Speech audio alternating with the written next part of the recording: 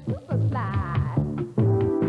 Oh, she's such a foxy girl, but still you think you're gonna have to try. Oh, she's such a foxy girl, but you think you're a foxy. I'm your host, Donnie Camp, and with us today is female impersonator Darcelle. He's nightclub owner and performer. Good morning. Good morning, Donna. It's nice for you to join us. Tell us a little bit about your nightclub. I know it's open 7 days a week. And how did you get started and what made you want to perform in a nightclub? Well, what happened with the nightclub part of it, of course, is I was either smart enough or stupid enough to buy a tavern in what is Old Town now, was Skid Road then. And I was one of the first merchants in Old Town. And when was this? This in '67, which was a lot. I was 12. Mm-hmm. And then we, just going to put, then the laws changed and we could have entertainment in a tavern with beer and wine. Because for years you couldn't even whistle in the Oregon liquor laws. You couldn't whistle or sing happy birthday or do anything in a tavern, you see. That was all saved for the nightclubs. So, the laws changed, and we were going to do melodrama because I'd been involved in local theater groups for a number of years before, legitimate kind of roles like attorneys and doctors and the fun things that are very dull and boring, and we were going to do melodramas. We decided, well, maybe that wouldn't last very long, so we decided that a friend of mine, Tina, who is still in the show, is still a female impersonator with me, and Roxy, who is our choreographer, also still in the show after 16 years. We put together our first show, and we worked on a tabletop, and in probably half the space that we have now. And now we're full-blown dinner house. And well, I know now you've become a celebrity here in Portland, and nationally even. So it's kind of neat. Now the media, how do you are perceived through the audience, and how does that change in your lifestyle? The celebrity part of it is something that Walter, my other self, is still not sure of. Darcelle knows about being a celebrity, you see. So Walter can go almost anywhere and never be recognized.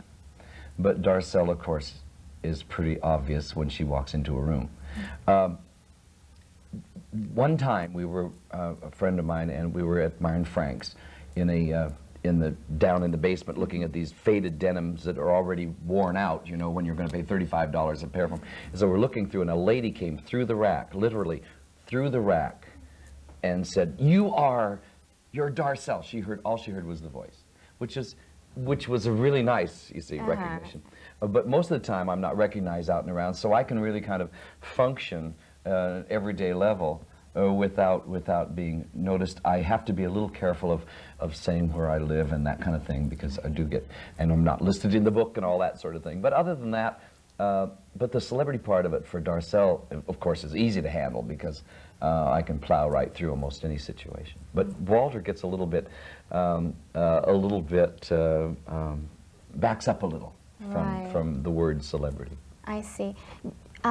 This dual personality, Walter and Darcelle, does it have any conflicts as far as in your life or even on stage or anything like that? Donna, when I first started in my career, which I didn't know it was going to be a career then, I thought it was going to be, we were playing to folks that were like friends and like having a Friday and Saturday night party. I didn't know that it was going to be a full-time career and be up at 7 o'clock in the morning to be on your lovely show. But so it's a real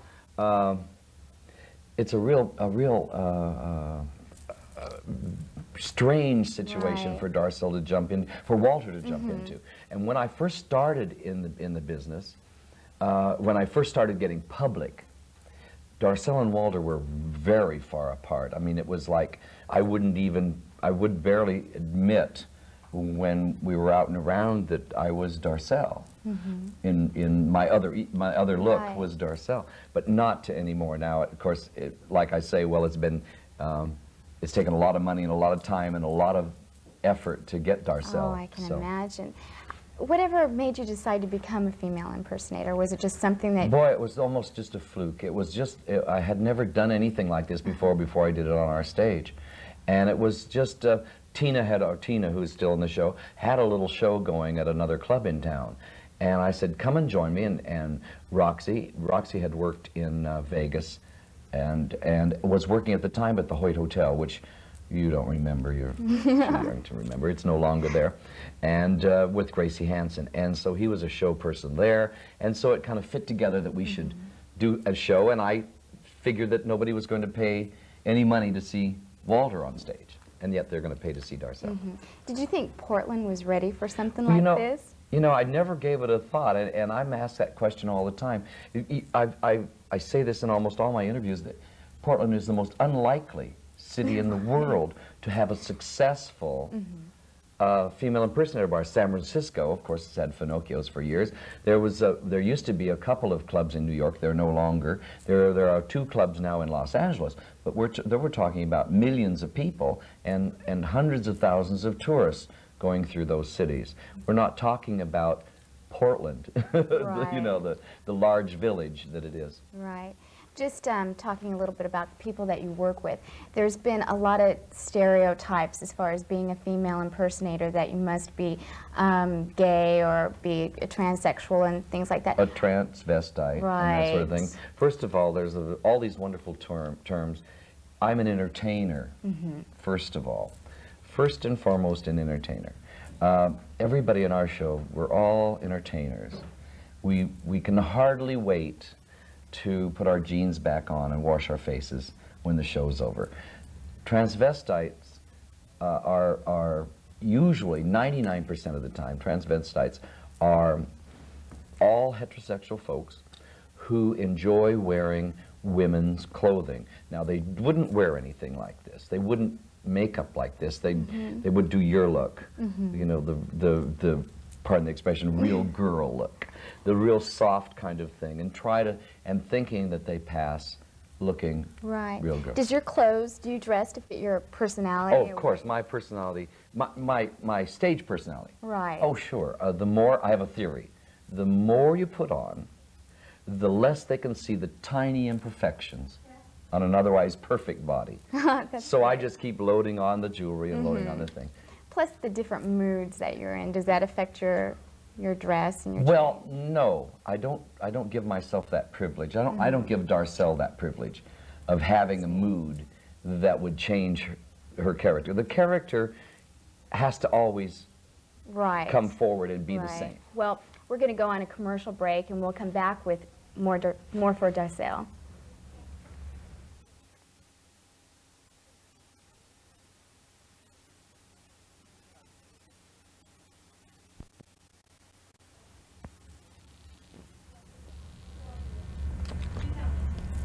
Welcome back. We're just speaking with Darcelle, who's a female impersonator. And tell me about your act. How long do you prepare, and what's it like? I've been preparing my act for 16 years, and I'm still working on it. As soon as I get it right, I'll call you, Donna. Oh, great. Okay. What we do, of course, is we rehearse every Tuesday. Today is a rehearsal day for me, so all afternoon I'll be rehearsing. We rehearse always new numbers, we clean up old numbers, we do all of our own wardrobe. I made this for instance. We do and stitched it all, every bit. It's all by hand. All of this, all the glitter is all put on my hand. But you learn to do this right away, right off, because we could never afford Bob Mackie to create the things for us. But our shows are an hour and a half. We open the show with a production number. Then I go into a monologue and a welcome aboard kind of situation for the audience. And then, and that's when I can kind of find out what I'm working to and how I'm working to them, because I think we talked earlier about no matter how many years you've done a show and how long you've done the same routine, you still walk to a new audience each time, and every show is different. And sometimes I wonder if the audiences don't stand out front of the club and say, now let's all shake hands, and we will never laugh at a thing. And when that happens, you work until the blood comes out. Right, so you kind of work with the audience. Work with the audience and make them feel comfortable, and make them feel, get to know what we're doing. And then we do single numbers and other production work, and I do another monologue, and then we close the show. Wow. Speaking of the audience, who comes to these shows? Do you get a variety of audience? A cross-section of America, a cross-section. We have the wonderful, nice things that happen about our audiences is that a lot of local people, Portland folks, bring their visiting relatives in, and look what we've got in Portland. Look what, you know, you'd never know that this was here. Right, that's great. What about the business aspect of, now you run Darcelle, and I know, does that come in conflict with a lot of acts that you may want to do or things like that? No, it's just time consuming, and luckily my son is my bar manager, so I don't have to worry too much about that part of it, the out front part, the actual pouring of the booze, as it were. And then I have a wonderful floor manager who takes care of all the waiters and makes sure that they do their job. So I can pretty much stay on stage, but I still have veto power, and I still have a little bit to say. They're amazed because I'm extremely nearsighted, and those folks are amazed that I'm working on stage and I'm doing my whole routine, and I still can spot them when they're not doing what they're supposed to be doing. So that's probably the management part of what I do. Now, speaking a little bit more on the personal side, you were married before, and you have... I'm still married. You're still married, and you have 2 children? I have 2 children. I have 4 children now. I have 2 children. I had a boy and a girl, and now they're both married. So that means I have 4 kids, and they're wonderful. That's great. What do they think about Darcelle? Well, they like Darcelle. They, I'm sure, like Walter a lot better. It's not exactly, as you probably could tell, telling your contemporaries that your father's a female impersonator isn't quite like telling your contemporaries that your father's an attorney or a professor, or that sort of thing. There is a little bit of a problem there. They went through a time just before I was really public, when this was, you know, no. But what happened was all of their contemporaries, when I became public, all their contemporaries came to see the show and went back without knowing that they were talking to my daughter or my son, and told them what we found this wonderful place. We had this wonderful time. It was so funny. The comedian was great. Darcelle was great. It was funny and lavish and Las Vegas kind of thing. And so it kind of, well, maybe this is okay. And they're fine. That's great. Your lifestyle right now, if you ever had to do it over again or change anything, would you? No. That's great. Not a thing. I love it. In fact, I was just thinking this the other day because I'm trying to put together my book. I'm trying to start my book. I think starting it is probably going to be harder than once you get into it. And I was trying to figure out where would I be if I wasn't doing this? What would I be doing? And it wouldn't be nearly as much fun.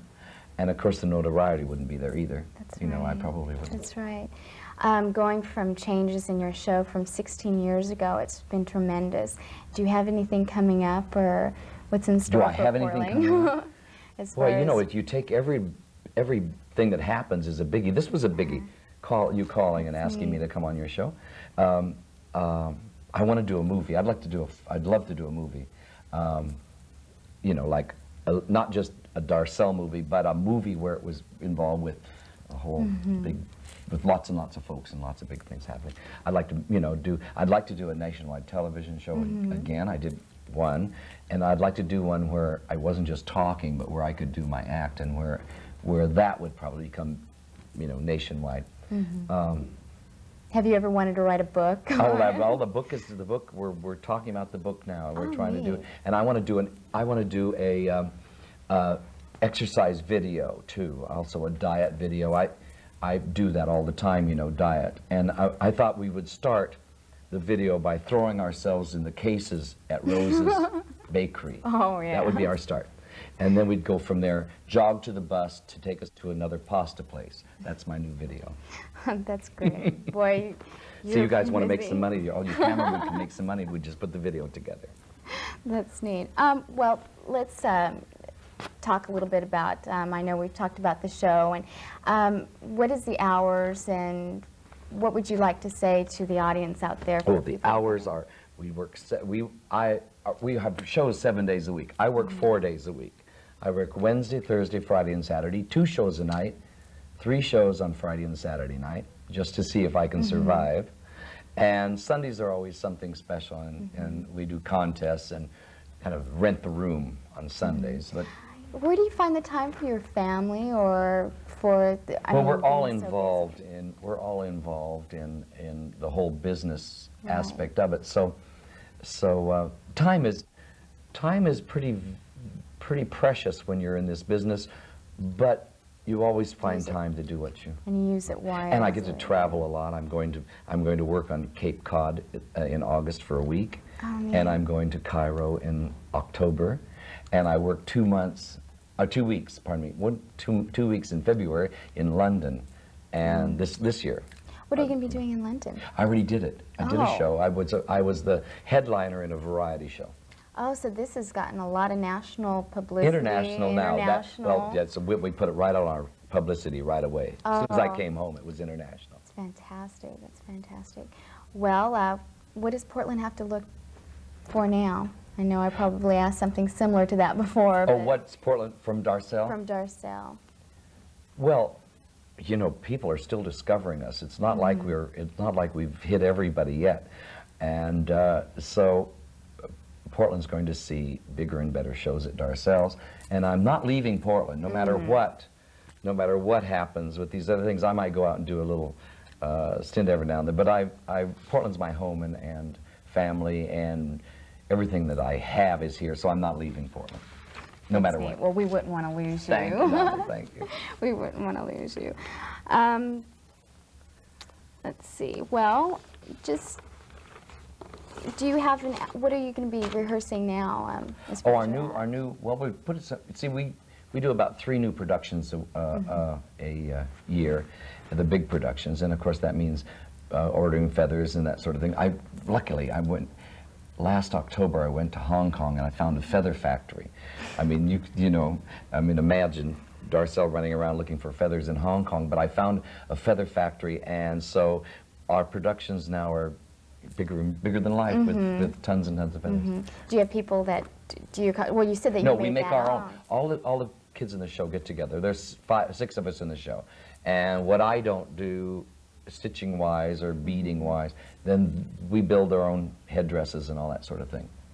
So some of our productions are like, like $5,000 worth of feathers, just poor That's birds. amazing. That's amazing. Well, working together with a lot of the performers and everything like that could kind of has that community effect. It's like a family, sure, sure. And we get to travel a lot. We travel together as a group.